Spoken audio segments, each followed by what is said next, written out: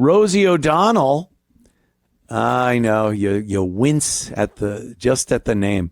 She doesn't have anything to say here. It's not really what she's saying. I think she's just dancing around to some song. But she is using a filter that just goes beyond filters. You know, I was just talking about good old Stuttering John. He puts a filter on. And it's like, what are you doing? People know what you look like. Stop with any filter. You're who you are. Go on and be who you are. If people don't like it, whatever. But as far as Instagram filters and YouTube filters go, it's embarrassing. It's just embarrassing. Rosie has gone way over the top. We all know what Rosie looks like. She's horrific. She got herpes, and she's just got those Irish anger hate wrinkles everywhere. Her mouth looks like a prune.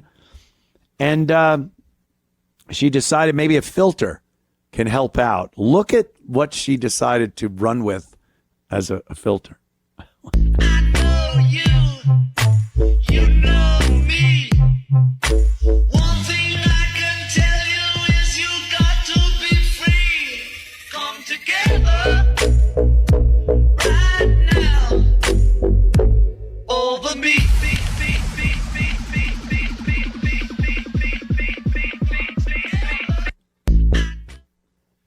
Ooh, what are you doing? Did she think no one saw her before this? No one knows what she looks like? Oh, this looks good. I'm going to use this filter. This one looks good on me. I look younger. Oh, my God. She's trying to look like a geisha girl from Japan with the powder face. What is she doing? Stop with the filters. Just stop. Especially if you're a known personality. That really makes it worse. You look like people know. And you look silly. Silly. I love it. They call me Rubberneck. Brought this up on Twitter, and it was one of my very, very few Twitters that had nothing to do with people. So, and it actually got a few posts. It was, I was watching a Son of Sam on Netflix.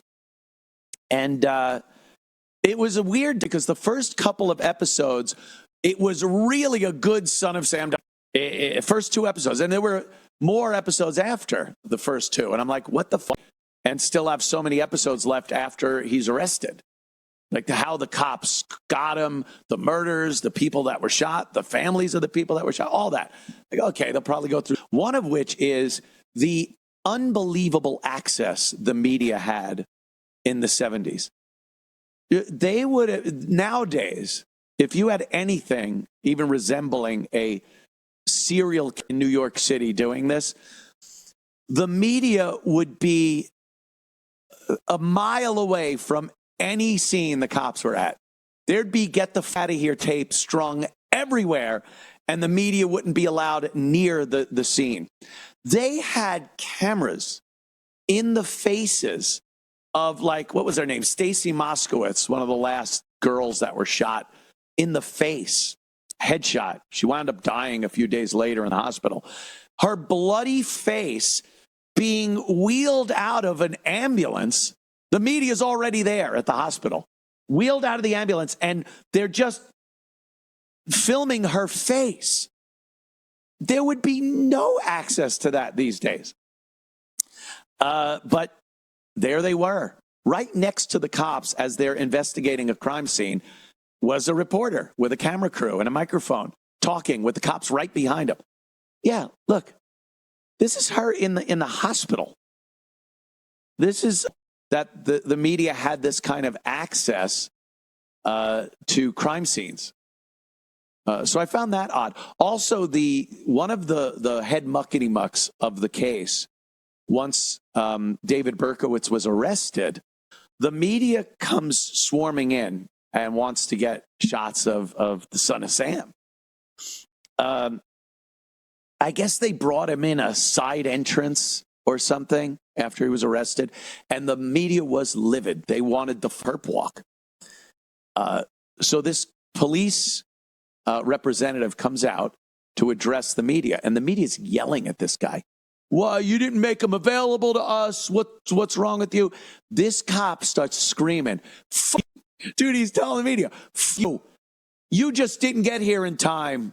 You piece of shit. About me, you piece of shit. Lexus you have in this precinct. Get the yelling at each other with the cameras rolling. This cop didn't lose his job. The press guy didn't lose his job. This was business as usual between the cops and the media. And it was wonderful. It was wonderful to see them yelling to the media each right there on camera. And the other thing that I noticed, and it's what I posted, and I have my theories about this.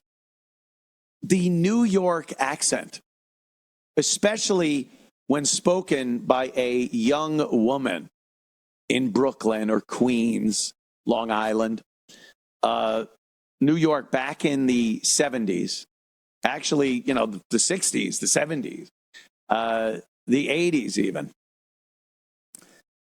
into the 90s. This was an accent. I don't know. There were girls, and because the media is interviewing these girls with long dark hair. They were the predominant victims, aside from Stacey Moskowitz, who had short blonde hair.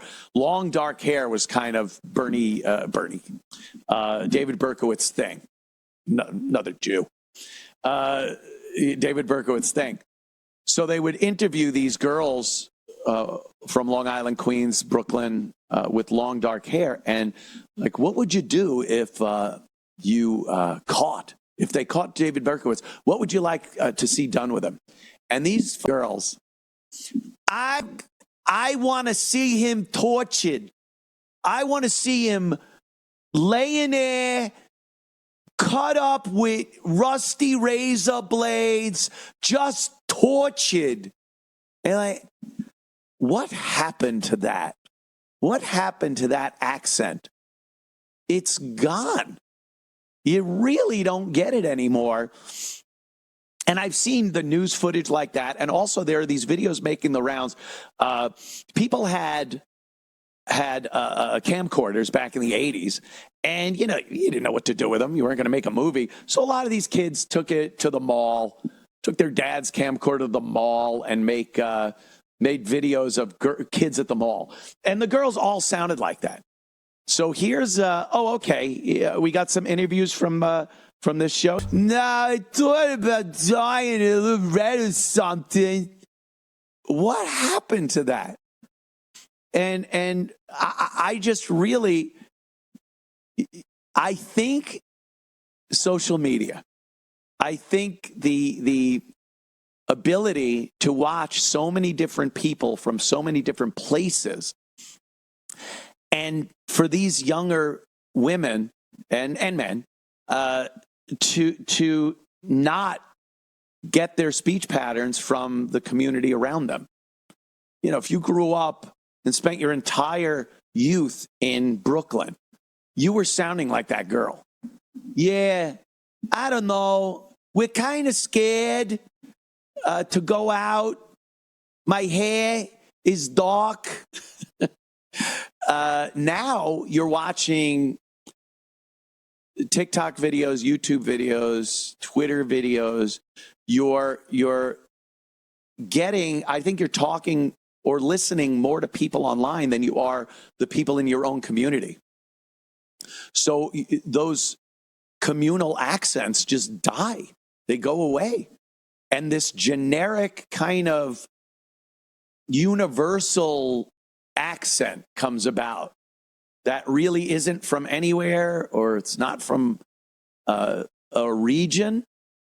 So maybe I think that might be why these accents, you just don't really hear them that much anymore.